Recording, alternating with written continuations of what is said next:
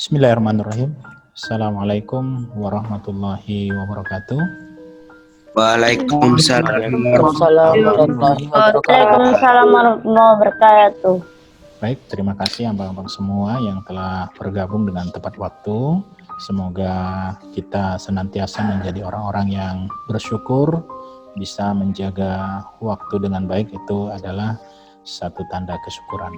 Baik abang-abang semua, ananda yang soleh-soleh, berikut ini saya akan bagikan slide untuk pembahasan kita. Yang dorong mobilnya saya pikir Abi, bacanya Abi itu. Oh gitu. 18 kali 7. Baik, pembahasan kita pada kesempatan ini, inilah materi usaha dan energi. Nah, pada pertemuan kita sebelumnya, kita telah mengkaji hukum Newton dan juga gaya. Gaya itu dia memiliki percepatan dan juga memiliki arah. Arah dan percepatan itulah gaya. Nah, di balik gaya itu ternyata ada usaha, abang-abang sekalian. Ketika gaya bisa memindahkan benda, maka di baliknya ada usaha.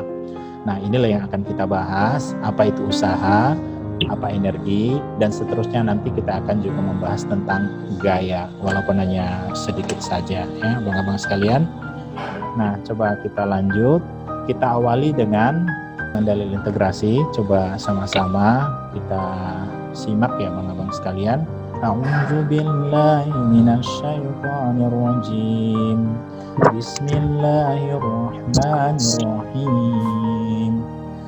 Wa fil ardi qita'un mutajawiratun wa jannatun min a'nabin wa zar'un wa nakhilun wa sinwanun wa ghairu sinwanin yusqa bima'in wahidin wa nufaddilu ba'daha ala ba'din fil ukul inna fi dzalika laayatin liqaumin yaqilun.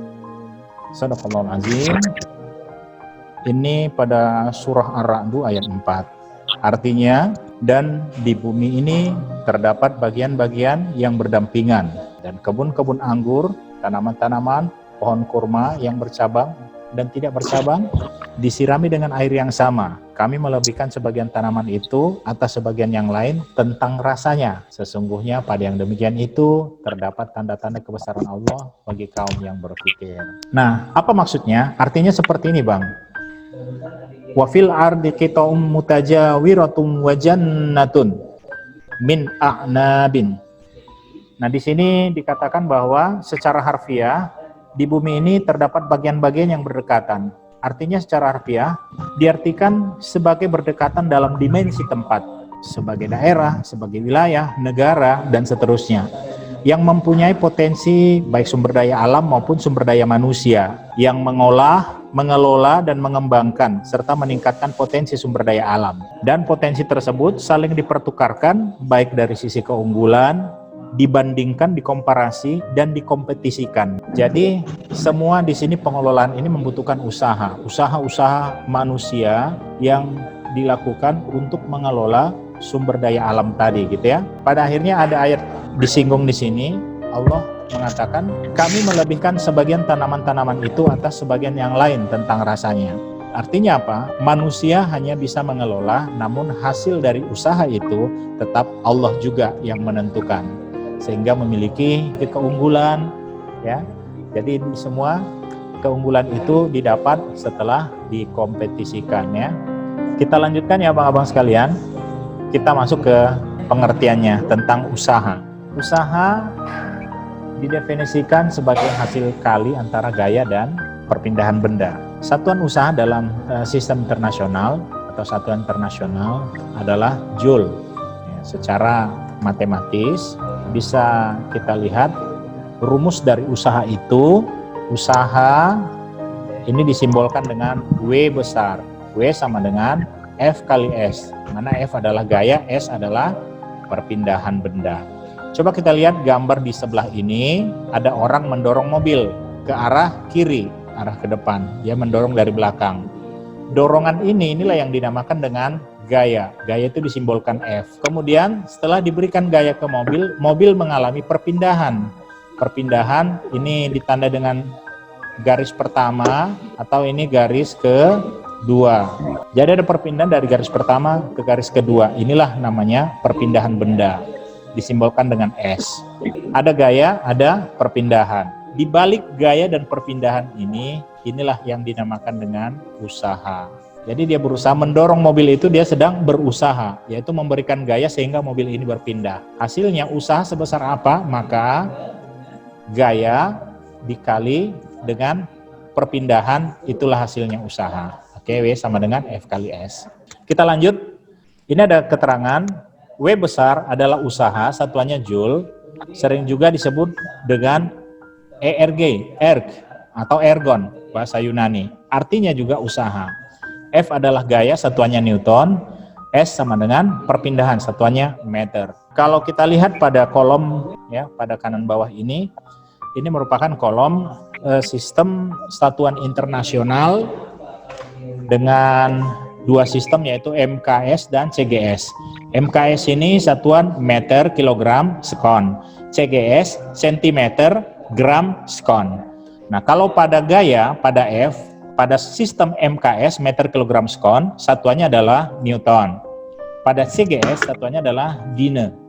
Nah, kemudian jarak atau perpindahan dalam sistem MKS ini dinamakan meter, dalam sistem CGS, sentimeter, gram, sekon adalah sentimeter. Nah, kalau usaha itu dalam MKS, meter, kilogram, sekon, dinamakan Joule. Dalam sentimeter, gram, dan sekon dinamakan ergon. Nah, itu jelas ya. Ini persamaan antara Joule dengan ergon. Ergon itu pada CGS, Joule itu pada MKS. Oke, kita lihat untuk contoh yang pertama pada soal-soal usaha. Coba kita baca sama-sama soalnya. Dalam kegiatan beres-beres kelas, Dito berhasil menggeser, berarti ada perpindahan, S sebesar 5 meter. Ya, S-nya 5. Kalau baca soal, kita langsung buat tandanya seperti ini. Dibantu dua orang temannya, Budi dan Arto. Jika gaya diberikan Dito adalah 10 Newton, 10 Newton ini berarti ini namanya F1. Karena gaya yang pertama. Budi sebesar 20 N, ini gaya yang kedua, F2. Dan Arto sebesar 15 Newton, ini F3. Oke. Maka diketahui S sama dengan 5, F1 sama dengan 10, F2 20, F3 15. Ditanya berapa besar usaha? Ini besar usaha ini adalah W besar. Jawabnya, jadi yang banyak di situ muncul adalah gaya. Maka dijawab dulu resultan gaya atau jumlah gaya, yaitu F1 tambah F2 tambah F3 sama dengan 10 tambah 20 tambah 15 Newton sama dengan 45 Newton. Sehingga kita masukkan rumus berikutnya, yaitu rumus usaha. Rumus usaha adalah F dikali S. Karena di sini banyak tadi gayanya, maka resultan F, resultan gaya dikali S, perpindahan ya. Jadi sigma ataupun resultan gaya itu 45 Newton, jaraknya itu 5 meter, 45 Newton dikali 5 meter, maka hasilnya 225 Newton per meter. Newton per meter ini sama dengan Joule, jadi hasilnya 225 Joule. Kesimpulannya, usaha yang dilakukan oleh Dito, Budi, dan Arto untuk menggeser meja adalah sebesar 225 Newton. Itu soal yang pertama. Contoh yang kedua, Pelpo mendorong meja dengan gaya 90 Newton. Apa katanya ini? Gaya. Gaya berarti simbolnya F. Sehingga meja berpindah sejauh 4 meter. Berarti ini berpindah, simbolnya S. Perpindahan S tadi kan. Berapa usaha yang dilakukan Handoko? Yang ditanya adalah usaha. Berarti W besar. Ini yang ditanya tadi ya, W besar berapa. Nah, diketahui gaya 90 Newton, perpindahan sejauh 4 meter. Maka ditanya usaha. Usaha jawabnya W sama dengan usaha sama dengan gaya dikali perpindahan benda. Sama dengan 90 Newton dikali 4 meter sama dengan 360 Newton per meter sama dengan 360 Joule. Jadi usaha yang dilakukan Pelpo sebesar 360 Joule. Oke, untuk contoh yang ketiga. Baik, coba kita Abi akan tanya satu persatu ya. Ini coba Bang Arabi. Ya, Arabi Fasa. Seseorang mendorong sepeda dengan gaya sebesar 450 Newton. Maka ini simbolnya apa, Bang Arabi? FB. F. Gaya, Bang, gaya. Oke. Apabila benda tersebut bergeser, bergeser sejauh 20 meter. Kalau udah satuannya meter, jelas ini adalah apa, Bang Fawas? Simbolnya? Kecepatan. Bergeser. Apa simbolnya, Bang? Simbolnya S. Jadi S. berapa besar usahanya? Usaha simbolnya apa, Bang Azin? WB. W besar. W besar. Oke. Nah, coba kita jawab. Maka di sini simple aja, caranya seperti biasa. Ya. Diketahui F sama dengan nilainya tadi gaya 450 Newton. Newton. Nah, kemudian S sama dengan berapa? 20 meter lebih. 20 meter. 20 meter. Ditanya adalah Usaha. Berapa usahanya? W sama dengan F dikali S sama dengan 450 Newton dikali berapa ini? S 20 meter sama dengan berapa, Bang? 9.000.